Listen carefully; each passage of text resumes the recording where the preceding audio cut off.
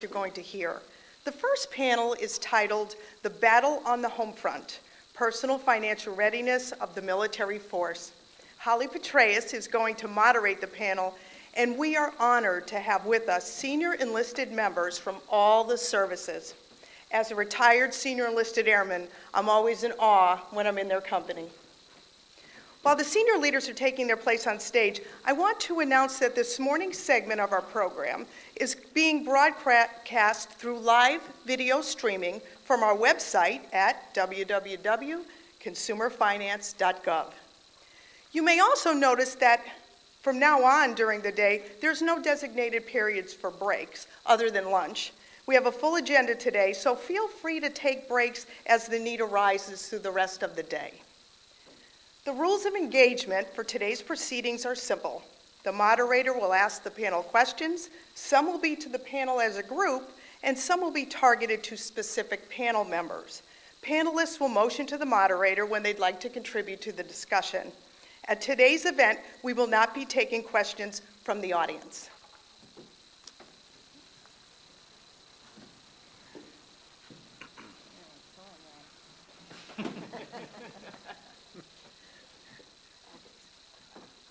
All right, good morning again, everyone. You see we're running this with such ruthless military efficiency that we've wound up our initial portion nice and early. So it seems appropriate somehow for the Office of Service Member Affairs to do that. And I have to add that my deputy is a retired Navy Senior Chief Petty Officer, so when he says jump, we all say how high. And he has organized today, and I'm very grateful for that. I'd like to start by introducing the wonderful people in uniform up on the stage with me today. And what a great way to kick off a financial fitness forum to have representatives from each branch of the service here in uniform, just to remind you all of what we're all about and who we serve. So on my right, and they can kind of raise their hand as I mention them, first we have Sergeant Major Thomas Gills, the Sergeant Major to the Army Deputy Chief of Staff, G1. Next we have Sergeant Major Michael Barrett, the 17th and current Sergeant Major of the Marine Corps. Hurrah!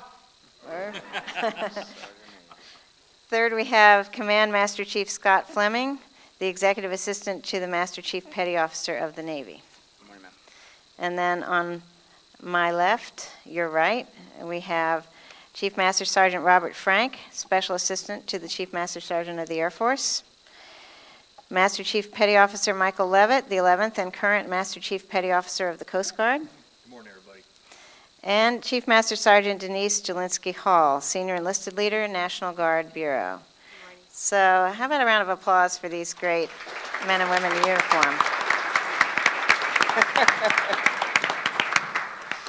You know, I told my husband the other day, I think I'm lucky because I get to keep hanging out with great military people in my current job. And he didn't argue with that. So I'd like to start, this panel is really about the personal financial readiness of the force and how that impacts them. And what I'd like to do is ask each of the panel members to start off by taking a minute or two to tell us what they see as the financial and consumer challenges being faced by military personnel and their families, and the importance of financial readiness on force mission readiness. So I'll go in the same order that I introduced them and start with Sergeant Major Gills.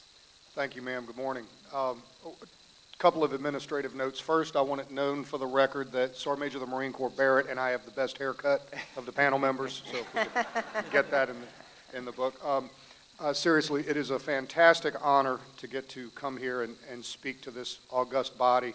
And I would like to ask that we all give a round of applause to a wonderful hero who has served our country for a lifetime, probably 40 years or more, and that's Ms. Holly Petraeus for putting this together for us. Thank you, ma'am.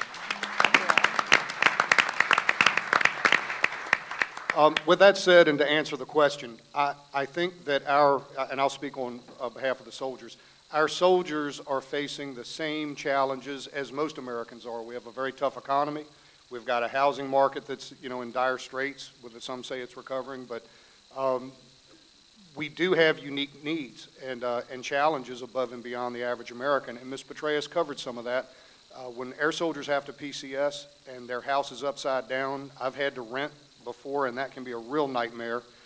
because you're deployed or you're not able to go back and check on that property. So that's gnawing away at you. At the same time, we have very high standards and expectations of our soldiers, our non-commissioned officers and leaders. So it absolutely is a force detractor on our force.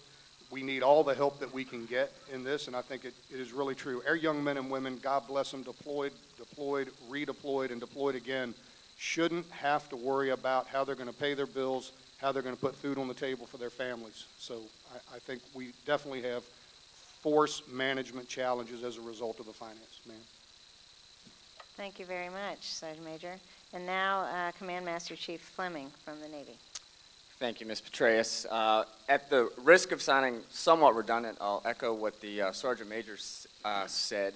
A cross-section, really, of all the other issues that America at large is dealing with, only magnified in some senses simply because of the portability that comes with being in the military, and staying consistent and disciplined with your approach to financial responsibility is a challenge.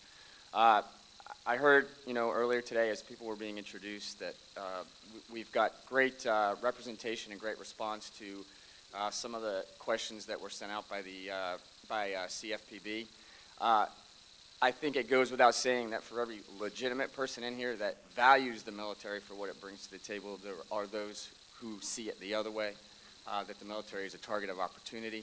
And so that's certainly a challenge for us, figuring out how to navigate through those issues.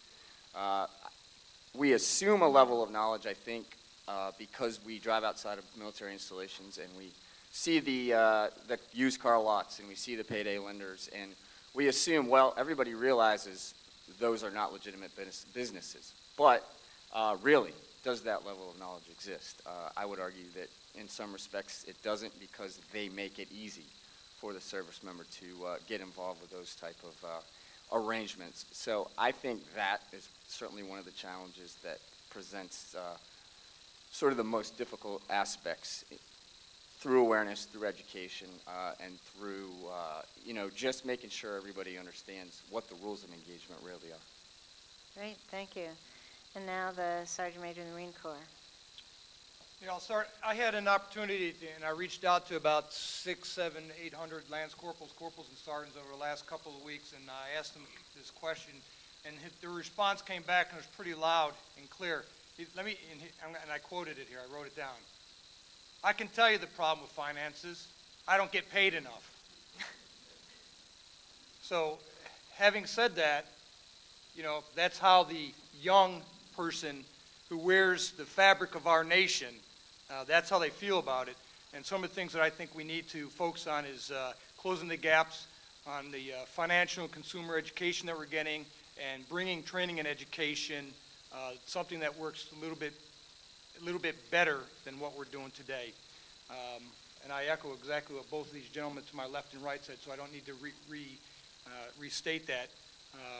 But bottom line is closing the gap on the education that we need to be getting, that we need to be ensuring that our young leaders are getting, and that they know how to themselves identify financial problems within their squads or companies and battalions, and then we need to figure out a way to actually give them that training. Because what was good for us in our training doesn't work today. They're a different group of people, and they see a different kind of way of being taught. And we need to fix that, because sitting in an auditorium and getting death by PowerPoint doesn't work with today's soldiers, sailor, airmen, and Marines. So we need to fix that. Thank you. I always said if you take a large group of young people who've been working hard and put them in an auditorium in a comfortable seat and turn the lights down, you know what happens. Well, yeah, and with a Marine, if you put a Marine in a room all by himself with nothing in it, you give him 2 ball bearings, he'll break one and lose the other. So I'm with you. Thank you. Appreciate the insights. All right, next up, let's hear from, probably going out of order here, but let's hear from Chief Master Sergeant Frank from the Air Force. Hi, thank you very much for this opportunity to address this forum. Not unlike the previous comments, the challenges that we face for our airmen today are no different than what we see in society. You know, the problems that we've had financially and the challenges we have with our young airmen do expand all the way into the later generations in our Air Force, but those problems really haven't changed. But I'll tell you, our generations have, our technology has, and the economy is far different. We have some young airmen, some young NCOs that have seen the wide swing from the top to the bottom, and they've worked through that, they've seen through that, and there's some things, of course, challenges that they could have faced probably better with some better education. And so we have a variety of challenges, whether it's a PCS move and we've bought a house because the market was good. We got sold on it. We got sound, as we perceive, sound financial advice to go out and purchase a house. Lo and behold, we PCS a little while later, and we have a house we can't sell. You know, that's one of the challenges that we have out there. There are a variety of other ones. Some of them, like I said, have never changed. You have those places right outside the gate. No different than we are when I first came in the Air Force and generations before me. But now we have the ability to reach out and touch somebody, and they've never left their dorm room. And that's a significant challenge we have with our young airmen who can engage in some of these activities through our electronic mediums in today's society. So the challenges are great. Many of them haven't changed. But we have got to embrace, like the Sergeant Major said, is how do our folks learn today? What is it that grabs their attention? And how can we reach out and fix some of the things that we have going on? Thank you. I have to say, you know, it's the Air Force when they don't say barracks, they say dorms. They look like dorms. The Army doesn't do that. I'm just saying. My husband always used to joke that it was the dream of every Army officer to live on an Air Force installation. And we finally did achieve that down at MacDill Air Force Base, and I may say it was very nice. Next up, the Master Chief Petty Officer of the Coast Guard. Thank you so much. Can you all hear me okay? In the Coast Guard, we're just a little bit different service, and as probably most of you know if you've served with us, you're going to find out in the Coast Guard, a lot of us are on the coast out there in remote, high-cost seasonal areas. And if anybody's heard of Hatteras Inlet, Garibaldi, Oregon, little places like that, we got 40 or 50 personnel along with their families out there. Housing is an issue. We keep talking on that, but other issues come with starting right off the get-go. A lot of our folks are coming in, they're very educated today. Some have master's degrees. But along with that comes student loans that they're coming in with right off the bat. So they got financial issues right off the bat. As they move along, and as we all move along, this is nothing really to do with the young generation. I'm dealing with generations all the way up to older than I am, at all different grades, all different ranks, all different types. Because as you go through the service and you take your journey, the other things you deal with is the first person they want to buy a vehicle. And then you take a look at the cost of education just for ourselves and for our spouses. Because at a certain age, you're in cost of education for your children. And those are big ticket items as you move along. And then if your spouse has a professional career, that's a significant issue if they can't get a job in the areas you go to. And that puts stress on the family as well as daycare. And as you move along, and so the bottom line is some of the things that I've learned coming through there is it's already been mentioned over here, is it's going to require leadership at all levels. And it's going to require partnering, doing the things that we're doing today to get that information at all levels. Because the one thing I've found out throughout my career and all the positions I've been at is our people, it's got to be simple for them to understand. It's got to be information that makes sense. And when you get a whole book with all these different options out there, your eyes just start spinning. And at the end of the day, I don't know if 401k is very popular.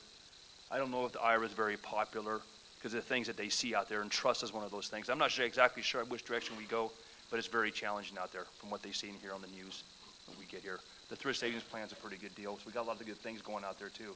Thank you so much for hosting this. I thank the First Lady, Mrs. Biden, because I think without them we probably wouldn't have the visibility we do on this very important topic. So thank you. Thank you. And finally, we'll go to Chief Master Sergeant Jelinski Hall from the National Guard. Thank you, Mrs. Petraeus. It is my distinct honor and privilege to be seated at the table with my very esteemed colleagues here, and I'm glad that we have a comedian on the panel. That's wonderful.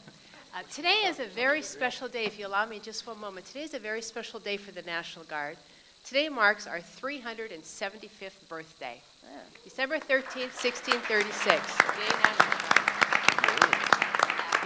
So even before there was an America, there was a National Guard. We're very proud that today's our 375th. We've come a long way over the course of years, there's no doubt about it. Unlike my colleagues, the National Guard is a little bit different with having a state Title 32 mission as well as our federal mission, Title 10. while on federal status, we have different benefits that are available to us and different resources that are available to us as well. It's that Title 32 role that, you know, sometimes concerns us the most, because when we roll back home after a deployment, we don't roll back to a full-up base. We roll back to perhaps the hills of Kentucky or remote locations of Alaska, or, you know, areas, you know, I'm a Hawaii Guardsman, and, you know, Neighbor Island, and sometimes there are not those resources available to us.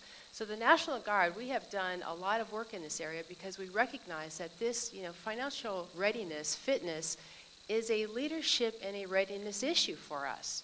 And we have to take very proactive steps in order to address that, and we have done that. We've put some very important programs in place and have really leaned forward with our people. We're a little bit older, you know, the National Guard. We, you know, tend to be, you know, just a little bit more mature in age, if you will. So it's kind of a life cycle for us. It's not just that young soldier or airman. It's the mid and the very senior, you know, in age as well that we need to consider when we're talking about financial fitness. So while the young soldier and airman may have, you know, questions about, you know, the car or purchasing their first home, we also have to take into consideration that service member that is perhaps providing for an elderly parent or a grandparent and taking on that responsibility as well. So we've, you know, really worked hard in developing programs, and, you know, that takes care of our soldiers and airmen, our Guard family through the entire life cycle. You know, obviously, you know, we think that we've got solid programs, but there's always more that we can do, always more. And I look forward to addressing some of your questions later on that. Thank you. Thank you, Chief Master Sergeant. I think you all can see that we have some outstanding representatives of the services up here today with a tremendous amount of collective experience. I'd like to ask the first question now that we had thought about, which is, looking back at your own career, what type of financial education would you have liked to have gotten, and at what point in your military career? What would have worked for you? So I'll say, just raise a hand if you'd like to be the first to weigh in on this. I'll start. Looking back on everything, it's at the entry level, the very, you know, your first contract, the meaning of a credit report, meaning of a credit score. I didn't learn till some years later just how something was going to affect the rest of my life by not knowing something up front. Also, how to use a credit card as opposed to how to use a charge card. And you have the extreme examples of a charge card, and I'll use American Express as the perfect example. Someone who gets the American Express charge card and doesn't really understand it fully, and he has a debt limit of $1,800. He goes out that weekend as soon as he gets it, and he brings up all $1,800. And then come to find out, he pays that minimum 2% that he's supposed to pay to on a regular credit card, and that's not so much the case. Next thing you know, he's paying for 2.5 years on $1,800. Come to find out, he's spending an additional $900 in just interest. They don't know that. All they know is they have a piece of plastic now, and they're going to go crazy with it. Education on the real cost of a vehicle. They, not knowing their upbringing, they jumped in a car, they were using their parents' car, they were driving around. They don't know the true cost and all the things that come with it, the insurance, the maintenance, the registration tax, the gas, tires, just everything that goes along with it. Scams and predatory lender awareness and understanding high interest loans, understanding credit loans, understanding lines of credit.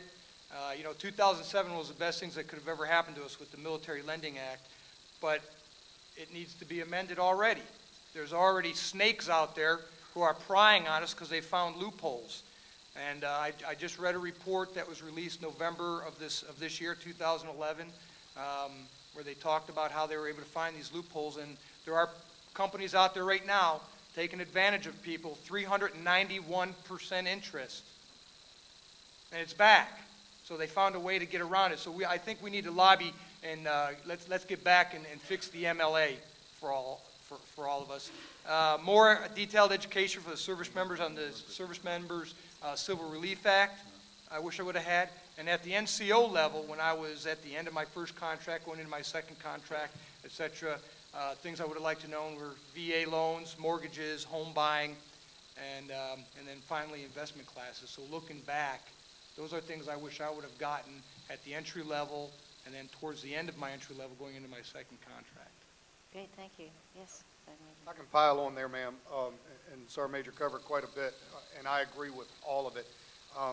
Interestingly, last week I sat in a series of meetings for the Transition Assistance Program, which has congressional interest now, where we are looking to better prepare our soldiers as they transition out of service into the civilian sector. As you all know, we're going to draw down the size of the military in the next few years. There's a drastically higher amount of unemployed veterans than the general population. So it's a real concern for us, and it's a national concern, not just a military concern.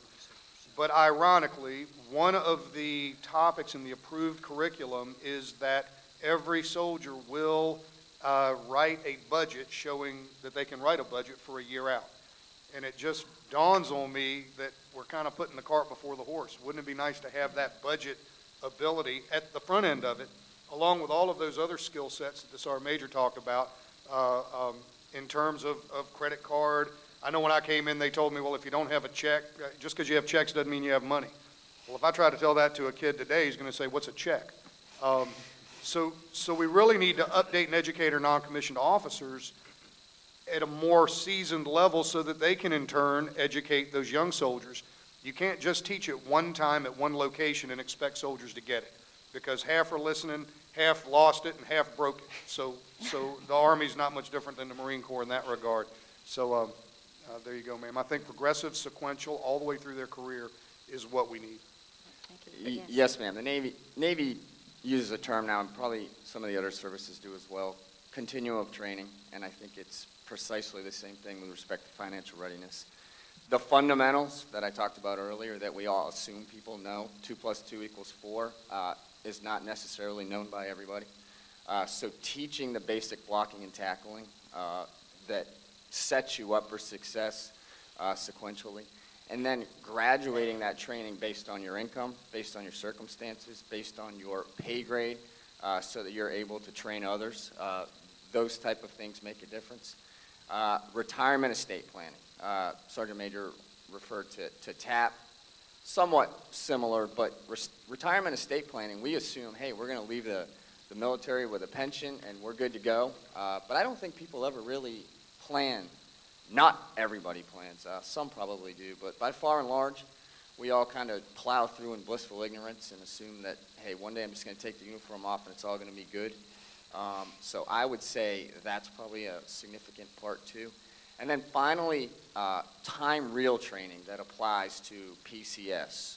Training might be the wrong term. Let's call it counseling or another term, but something that is very applicable to what you're about to experience, whether that's a PCS, whether that's a reenlistment bonus, whether that's, I don't know, pick anything, but we all go through, experiences in the military that happen, regularly, and I think it would be beneficial to have counseling that is very specific to that experience right when it's about to occur, so we understand all of the minds that might be out there.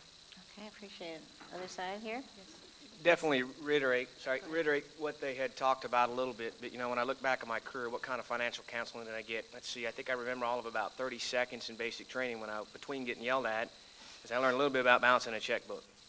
But what would have been great, and like they've talked about, is at specific targeted points in my career would have been great. That's probably the extent of what I've had. Now I've gone out and learned on my own. Some of it's through hard knocks. So when young Airman Frank bounced a couple of checks, had to go see his first sergeant, got done getting yelled at again. There seemed to be a theme in that for the first part of my career. But seriously speaking, was sitting down with my first sergeant and learning about one-on-one with somebody with a face going one-on-one with that. Now that's very expensive to do with every airman. But at what point would have been better? I'll tell you what, when I came in the Air Force, all of a sudden I'm making, at the time, $600 something a month was a lot. Today, our airmen make several $1,000s. Did they learn before they come in what to do with that money? Have mom and dad taught them that? Some maybe, others probably, most probably not. How do we reach, and what would I have liked to have seen probably for me back then, and probably would really like to see airmen see, is what can they get before they come into the service to help them learn how to manage the money they're about to receive? Because our airmen, our soldiers, sailors, Marines, get paid a decent fare, and if you come from having no bills to all of a sudden money and not knowing how to budget, how to spend it, how to invest it wisely, there are going to be challenges, and there are. Funny you should mention that. We are actually, the CFPB, my office is exploring trying to deliver some education during the delayed entry process for the reasons you said. I saw you were... Yes, I'm ready. Thank you. You know, my experience was a little bit different. I came into the United States Air Force a little bit older, and I happened to have my full-time job. I was in banking. So fortunately, you know, before I we even have a got ringer here. You were in banking. banking. But, you know, my parents taught us, and that's where it really started was, you know, through parents. And that's that foundation of, you know, you don't spend what you don't have, and you don't purchase things on credit. You pay as you go. And that was really hammered in hard in our household. And it's principles that I have lived by and has really worked for me. But coming into the Air Force, you know, it's been a day or two ago, but I don't recall getting any type of financial management type training or education or how to balance a budget, living within your means. I mean, what a great topic to teach our young service members, just how to live within their means. But I don't recall getting any of that. Now, what do I wish I could have gotten? Fortunately, I had a fairly, you know, strong foundation of what not to do. But, you know, all those tips and tools on how to better prepare for the future, you know, that Management 101, and I think it needs to be a graduated strategy. So as a young service member coming in, you may get the basics, kind of that 101 and how to live within that paycheck and, you know, set things aside for a rainy day and all those type of things. Understanding, you know, what TSP can do for you, where a little bit, just a little bit every month can have such a significant, huge impact later on, that those small steps that you know, start as a very junior service member will pay huge dividends later on in life. So those type of things, you know, the understanding dollar cost averaging and the value of compound interest and all of those type of things, I'm convinced that our young people don't necessarily know what that means. Now, of course, there's an exception to every rule. I don't mean to put everyone in that category. But then as a mid-tier, you know, NCO, the E5, E6, you know, graduated then. You know, at that point, we need to be talking to our service members about saving for kids' college, you know, buying that first home, you know, starting to think about that retirement, you know, because that doesn't happen overnight. And as a senior NCO, you know, you're probably going to be a little bit more strategic about that. Maybe we're talking about, you know, how to invest in mutual funds, the stock market, you know, buying the home, preparing for the retirement piece, and perhaps, again, as I mentioned, taking care of elderly parents, long-term health care type stuff. That's an investment in itself with today's rates, right?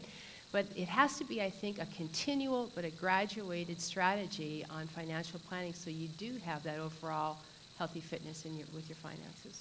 Thank you. Master Chief? Well, thank you, ma'am. At the beginning of my career, I echo the same as my peers here. I didn't get much training. And as a matter of fact, I got folks that had come out from the financial institutions, put your money here, with some more of a put your money here, which I didn't understand what those things are all about. But the one thing I wish we did have at that time is we have what they call an individual development plan. And in that plan, it talks about career goals and incorporated within that is your financial management, what your budget is. And what that is for the supervisor to talk to that young person, to kind of bridge that gap to find out what their challenges are. So when they buy a car, they do certain things. I like to tell you that program's perfect. It's not. It's only going to be as good as what the knowledge of the supervisor. And sometimes we push that down at a too low a level. And it's been my experience, too, that some of our senior folks don't understand how finances work either, so because they've never really practiced those things. But the things I will pass is I wish that when I come up through the ranks that some of my supervisors were more engaged and involved with me personally when it came to that. And you know, and there are times you have to be intrusive. There just are times you got to do those types of things because at the underlying root of all the things we're talking about today, all these things impact our mission readiness, our ability to do the job, and that's what this is all about. And so I would just thank my peers for all that wisdom, especially over that Sergeant Major over there at the Marine Corps. I'm just going to go off script for a minute and ask for a show of hands from all of you. Do you think this type of education should be mandatory versus voluntary? Mandatory? Absolutely. Okay, you heard it here first. I will say it's interesting that most of you don't remember what, if anything, you got in basic training, because I know it's being taught now because we've gone and observed it, but they're busy getting yelled at and they don't remember it. That's certainly what we've found out. Would any of you like to sort of expand a little further on what you see are the biggest gaps in the financial and consumer education now for the troops? Kind of where are the big holes that need to be plugged? Yeah, sure, I'd like to start that again. Mrs. Petraeus, in advance, provided us with kind of a way ahead of where we were going to be here today. And so I took the opportunity, and one of the things that I was taught a long time ago is you need to see the war through the eyes of a private. So I reached out and snatched onto some privates, lance corporals and corporals, all the way up to sergeants major. And they gave me the David Letterman top 10, if you will. I'm going to give you 9 because the 10th one kind of just interlapped with all the previous 9. The gaps: not understanding credit and how it works, not familiar with credit scores or reports, not understanding wants versus needs. I use the example of you live in a barracks room, you don't need a 60-inch HD TV, but they want it. So we need to educate them better on the wants versus the needs. Although financial information is available, and this is a great one, it's not always presented or shaped to the needs of the audience. In other words, same training is provided for everyone, and that does not work today in today's military. It's a different culture. An example of that is a PFC receiving a brief on home buying and mortgage classes, and he don't even know how to balance a checkbook because of his debit card, and this is his quote: "I don't even know how to balance a checkbook, and I'm sitting in a class on how to buy a house." Not understanding or reading contracts and leases.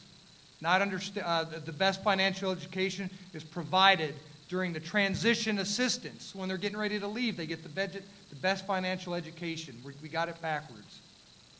Transitioning Marines need to understand realistic salary expectations, cost of living, and civilian benefit costs.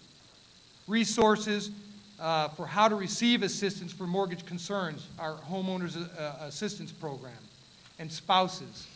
In almost every single response I got, spouses need additional financial educations as well, because you know what we found out in the last 10 years? They've been the one running the household. They're the ones enduring multiple deployments. They're the ones who have to maintain and manage the budget. So they need to be brought into the loop. Personal experience, I agree. Absolutely. And thank you for mentioning the spouses, because I should add that we certainly serve them as well, the families.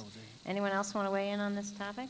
Yeah, I think part of the gaps that we have today not only are, what is it we're talking about, but I think we talked about when. When are we engaging our folks? Do we have opportunities where we should probably give some targeted information? A private that doesn't know how to manage his checkbook, an airman that doesn't know how to manage his checkbook, probably ought to not be learning about buying a house. But I tell you, a young airman or an NCO that's getting married probably ought to have something on that subject. It's those life-changing events. There was once upon a time where a young service member would have to go see leadership when they were about to do some things. Those rules have changed in our services. And so when a young man or a young woman gets married, sometimes we don't find out about it for many months later.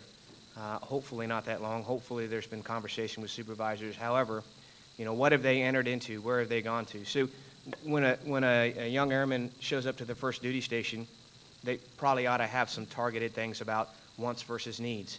In a dorm room when you don't have any other bills, why not get the 60-inch TV? Because it fits somewhere. We can rearrange this furniture.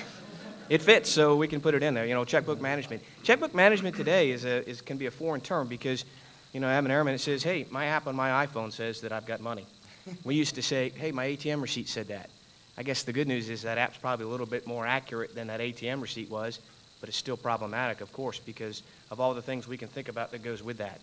But, when they're going to get married, when they PCS to a particular duty station, to go from South Carolina to D.C. was a significant change in our money picture. Some of those things we talk about with our spouses and employment and things like that, but cost of living here is just a little bit more.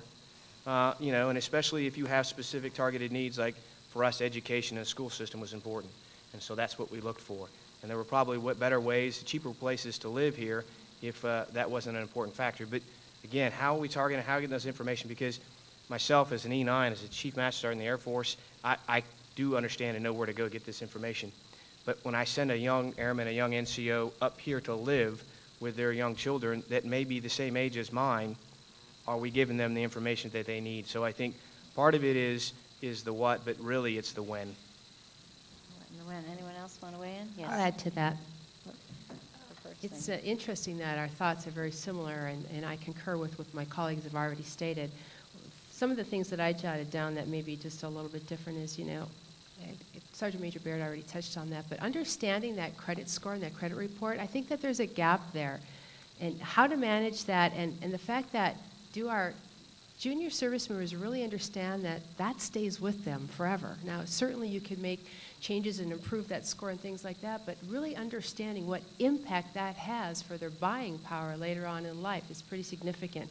I also think that there's a gap in really emphasizing the responsibility of maintaining that credit, the responsibility to pay the debt, and all of those types of things. I think that goes to supervision, to leadership, absolutely, but really getting across to our people the responsibility that comes with having credit, living within those means. And I think that we do a very, very good job, a solid job of preparing our people for deployment during that pre-deployment and when they come back, the post-deployment. But I think that we can do better. Really doing significant outreach. Certainly when they deploy into the AOR, there's a little bit more money that's coming into the household. Rather than spending that, right? Okay, we got this little pay raise. What can we spend it on, as opposed to how can we save this? What can we pay off? How can we make our financial situation just a little bit stronger by putting in some of these practices and principles? I think that we need to continue to work in those couple of areas. For a Guard member, they set up their household, based on, that deployment. Okay, we're going to rotate. We're leaving for a year. Well, you know what? That soldier airman, they may pack up their family, their kids, their family, give up that home, if you will, and then they're off-ramped. That creates a significant financial hardship for a Guard member. So those are some of the things, some of the challenges that we have that are maybe just a little bit more unique. If an active duty member gets off-ramped, they go back to their job on their base. When you say off-ramped, you mean the deployment gets delayed? Exactly. The deployment gets canceled. I apologize. The deployment gets canceled. That may be, that might be okay for an active duty person because they go back to their base, but not us. We have challenges with our civilian employers. That creates a financial hardship as well. That employer could very well have already hired their replacement. Well, now what? Now what are we going to do with that person? Or when we come back from deployment, many times the mom and pop shop has closed the doors during these economic hard times. Many of those little businesses close the door, and then what do our people, come back to?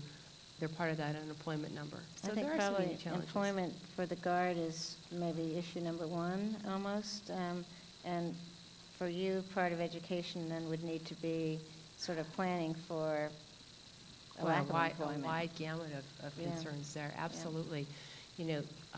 Having the mission canceled, that's one aspect, but, also when they're preparing for a deployment, if they are going to send their family back to live with mom and dad and they give up that, whether it's a home or an apartment or they're renting a home, there's all kinds of different challenges that go with that. Okay. I know the Navy wanted to weigh in here. Yes, ma'am. Only, situational awareness, I think, is a good term, whether that's of the resources that are available, whether that's, of the situation that you happen to be in. Chief Master Sergeant brought up the point about responsibility. Making training, making situational awareness rise through the white noise. We get so much training in the military that ciphering what's important versus what is a check in the block becomes a challenge.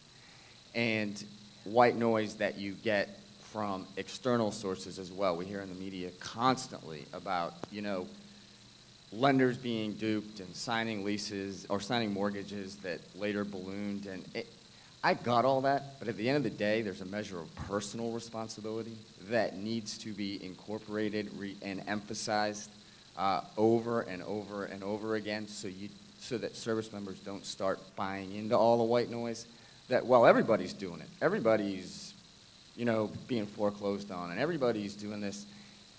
Making people understand that you need to know what you're signing and then are expected to subsequently live up to your obligations is really part of military culture in and of itself anyway. So I think making sure the training and the situational awareness is relevant and understood to not just be part of the white noise.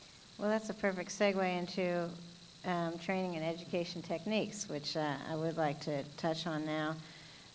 basically what works. And I don't mean the subject matter as much as the method of delivering it, because we have talked about this is a different generation from those of us who've been around a little longer.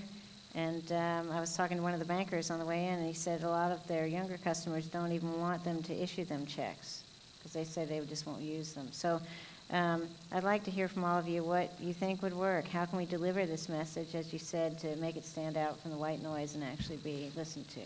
Yes. Yes, ma'am. I was a drill sergeant back when I was young and the earth was still warm. And back then, you know, the Smokey the Bear hat guy, you know, who was so politely and sweetly welcoming the young troopers into our Army. And it was that eye-to-eye, knee-to-knee, face-to-face kind of education for those individuals. Today, I'm actually an online adjunct faculty for a university that caters to military, and I teach foundation courses to youngsters.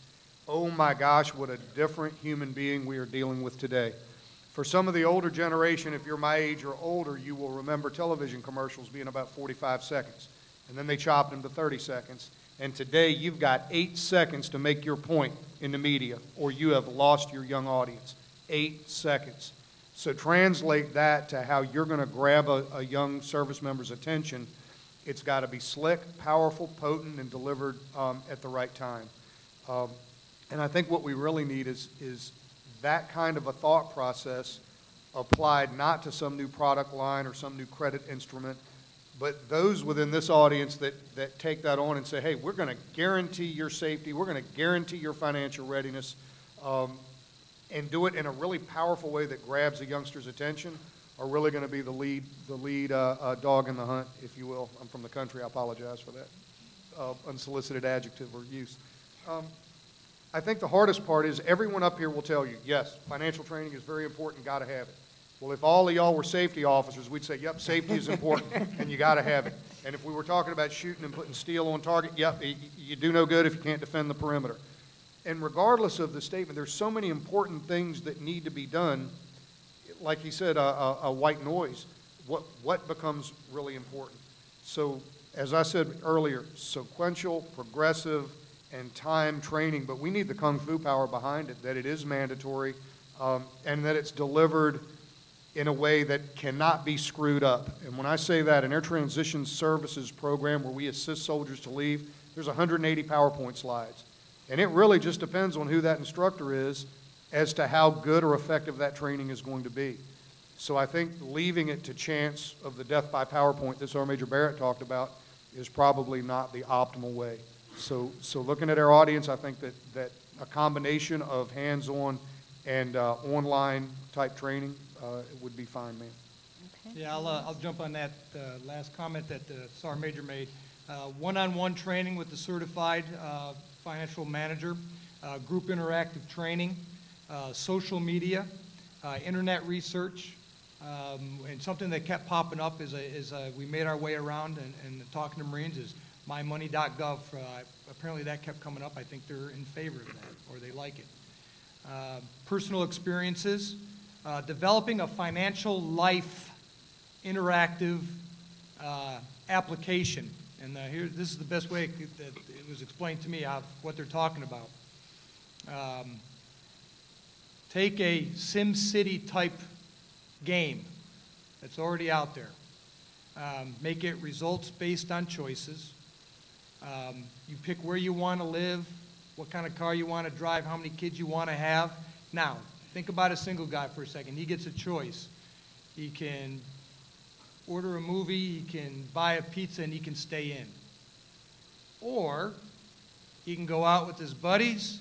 He can spend 10 times that amount getting looped.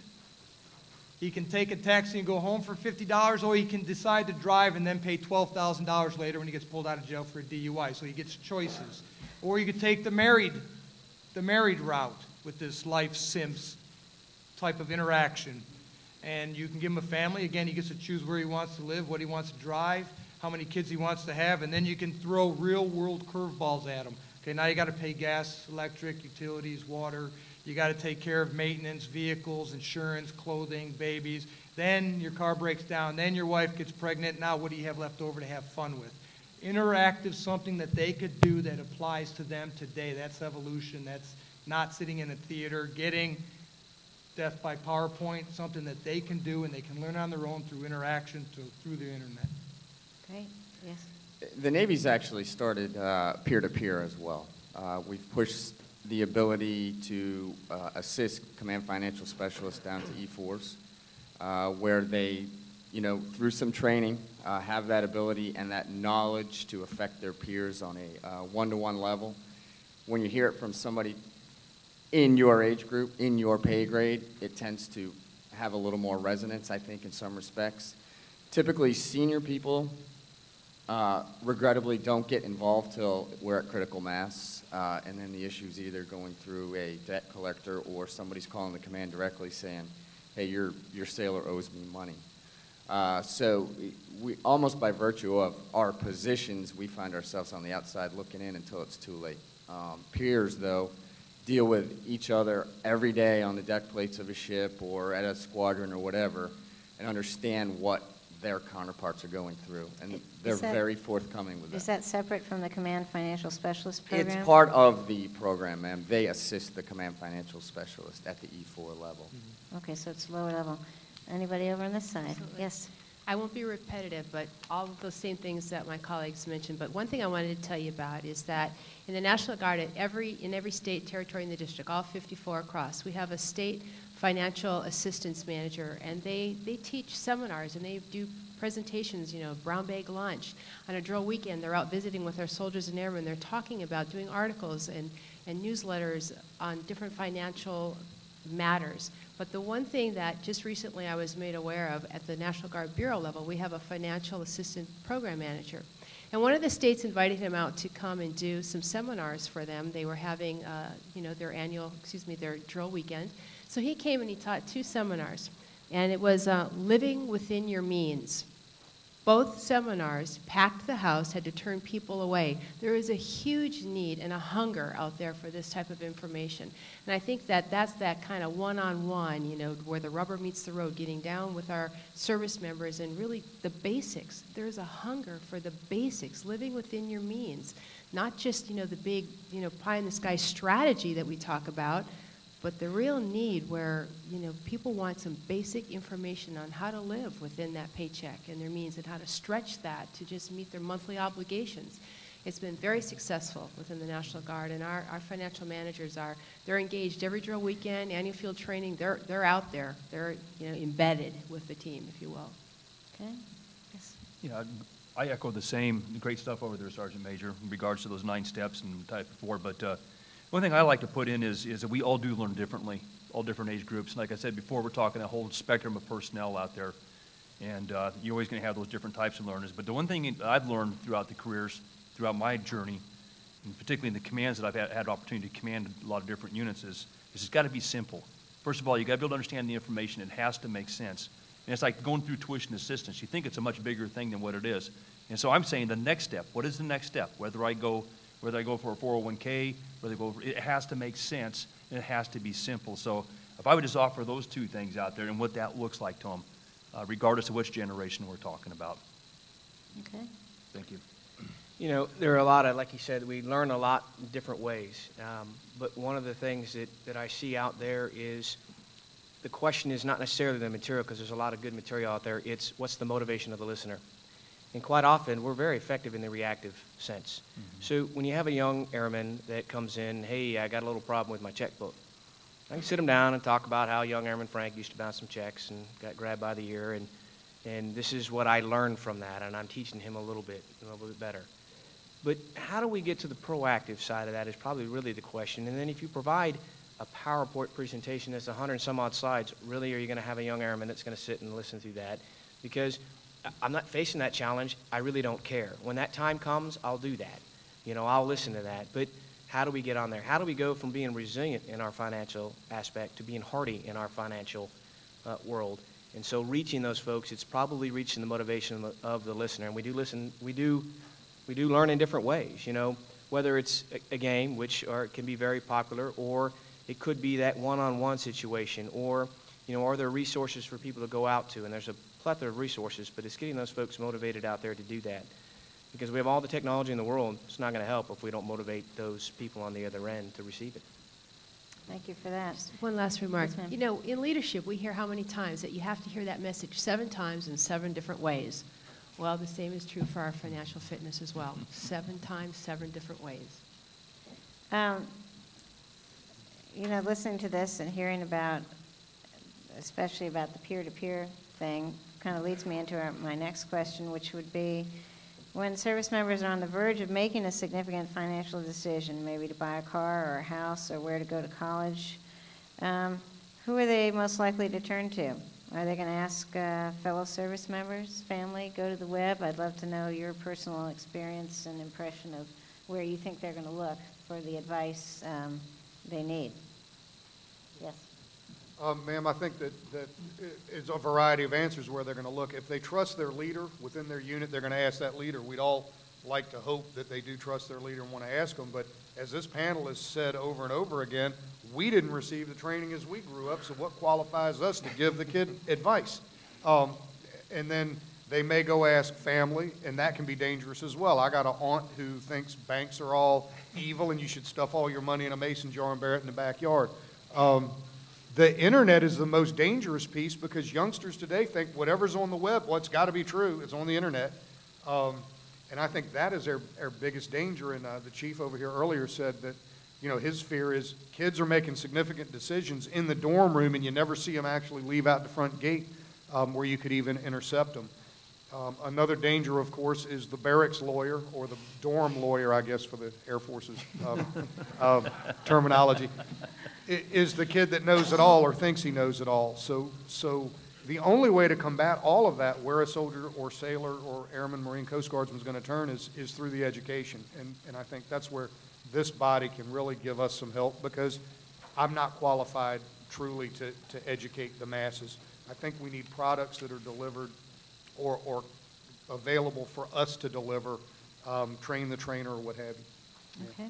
And again, I went out and I solicited this response and put it in the order in which they all came in.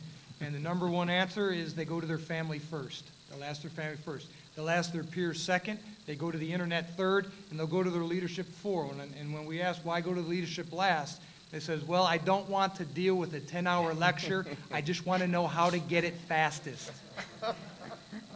Because they know they come to us, we're going to give them a 10-hour lecture. And they want it now. They want the shiny object now. So it's family, peer, internet leadership is exactly how we got it. Thank you. Interesting.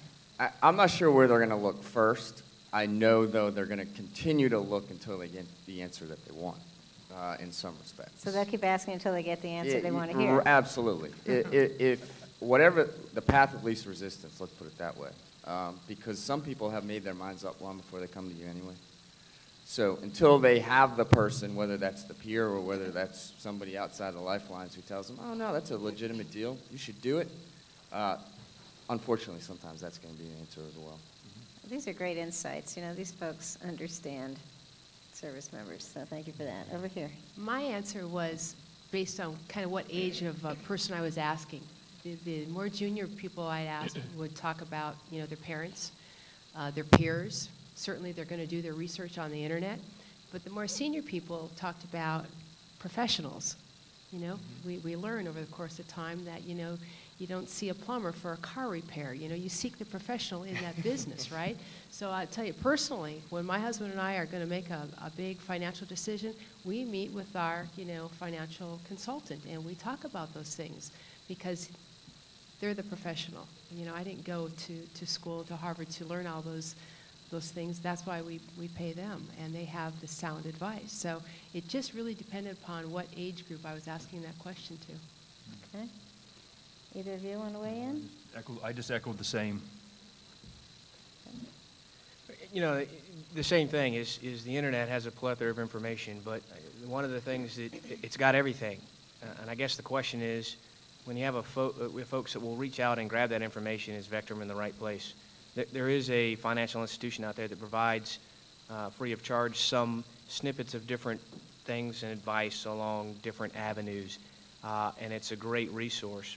And they've recently shared that, and we're able to put them in the hands, we put some in the hands of our first sergeants that when that young individual and that airman comes up and says, hey, I'm thinking about doing this. But that is number 4 on the list. We found a lot in the barracks that our airmen will turn to another airman and say, hey, I'm thinking about doing this. What do you think? Yeah, I got a car just like that. Yeah, you know, it's great, and it does all this, that, and the other. But what they don't know is what the rest of that airman can handle. You know, can they handle making that kind of purchase? Can they handle doing that kind of thing? And so when they reach to another airman, you know, how do we put some tools in those peers' hands to say, hey, this is a direction you need to go, is probably a good question to look at. Okay, appreciate it. And the final question I'm going to ask is, how do you think the people here today, the CFPB and the responsible financial providers, can do a better job of getting service members' attention at these critical moments and providing them the wise counsel that they need? I'm not going before him ever again. You know, I'll kick it. The more infrequent financial training, but done in the right way. Kind of what we had been talking about all morning. Loans, credit card debt, instruments are bombarding television, newspapers, advertisements, and social media. And the younger generation is using social media, the internet, mobile applications to receive and learn about all these opportunities. We need protection. We need to get out there and somehow use the same instruments to protect our young viewers on the social media. So how do we go about doing that? We need to reach out to all of you smart people that deals with finances. How do we counteract? You know, I was just telling somebody, I went online, I went out looking for news 2 days ago, and I clicked on, I don't even remember what news thing I looked at on the internet, but when I looked all the way around where the news was being displayed, it was filled with things that dealt with loans, credit cards, and boshito. All that kind of stuff was around, and I was looking for news. How do we, and you know what? I have a sense that when our Marines are out there and they're looking around and all that spam junk is around the periphery of the things that they're looking at, that's where they get the idea. So how do we counter that stuff? How do we fight back against that? Kind of, that's another predatory method that's used to sway our young people. Another way is having financial providers inform service members that they should use their personal financial managers better, education officers, find out what those benefits are and those free resources are before they go out on their own and go out onto the internet. Great. More education. Yeah, education is the key, sir. I agree, Sergeant Major. I think this morning is such a stark contrast when I think back to when I was a young non-commissioned officer. We would band together when a young kid would come in and he had been ripped off by a predator off base. We would band together and put the word on the street, and it was very informal, but it was also effective at the local level to put someone off limits. And before you knew it, that used car dealership kind of dried up and blew away, and the next thing you knew, it was a five and dime store or what have you. But what we have here today, my goodness, the First Lady, Ms. Petraeus, all of you here banding together, I think we have this amazing potential sitting here, and it just depends on which way it goes. So whatever you can do to help us educate our service members will be greatly appreciated, as it already is for you being here listening to us today. So on behalf of the Army, at least, thank you very much for that. And any help you can get us in that education aspect, we truly appreciate. Thank you. Ms. Petraeus, I mentioned to you earlier when you walked in that I heard you on C-SPAN a couple weeks ago. So that advocacy is huge. Certainly appreciated. The other thing, too, I think, is making sure that the training or the relationships, the interaction with service members considers the culture, and that it isn't just one size fits all. As much as I love the Marines, Marines and sailors are different and deploy differently and grow up differently and are trained differently. So as you interact with service members from the different branches, understanding that difference and approaching it. Now, certainly there are some synonymous aspects to it, but there are certainly some differences as well that will benefit anybody, whether that's you, Ms. Petraeus, or anybody in this room or leadership. It will pay huge dividends to understand how the different cultures function. I totally agree. We have a lot of jointness now. A lot of the services work together, but that doesn't mean it's one size fits all. So thank you for that. Okay, over here, I'd love to hear from the rest of you. All right.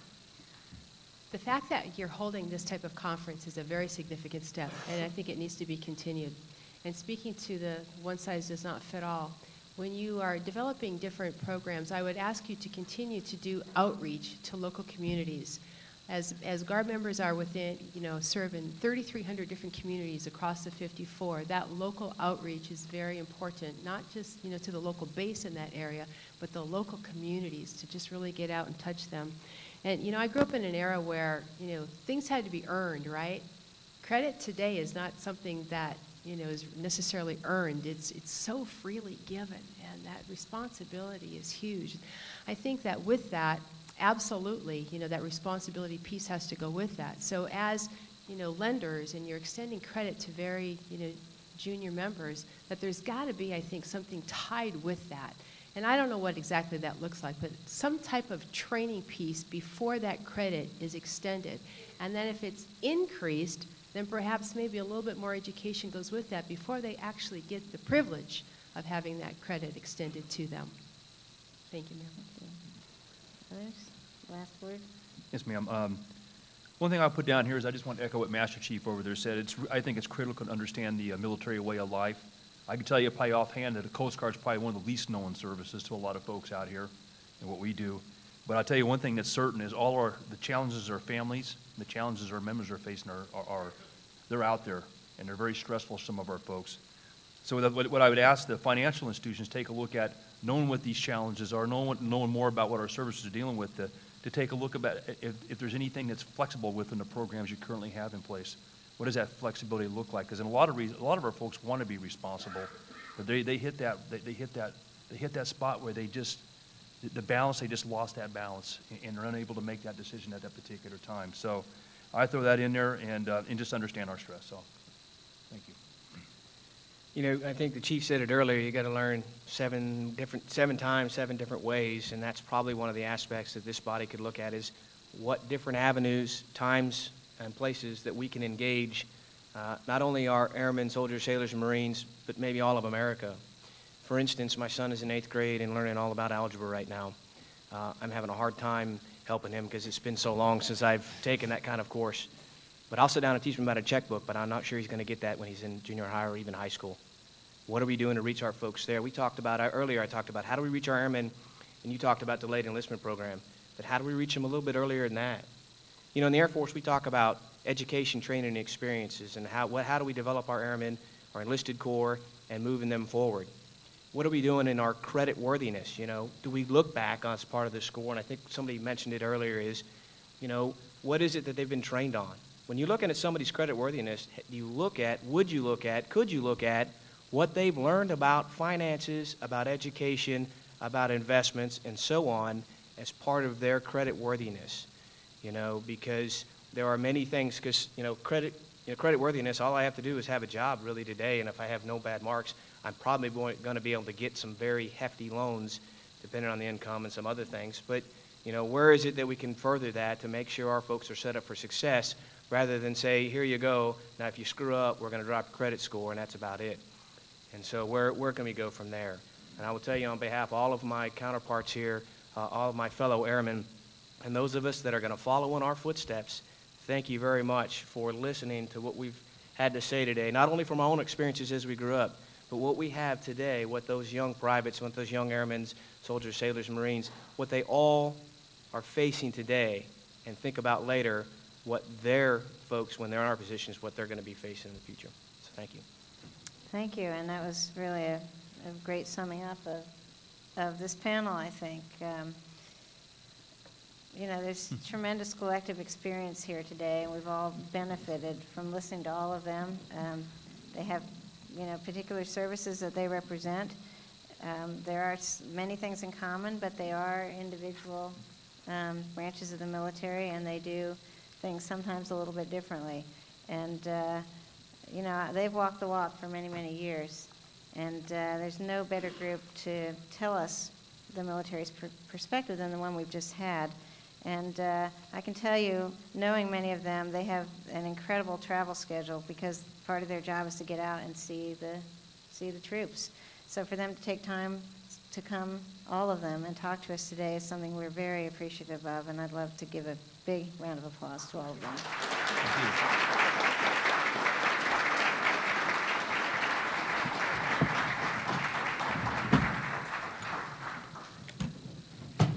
We're going to take a second to reset the stage, and then I'll be introducing our guest speaker.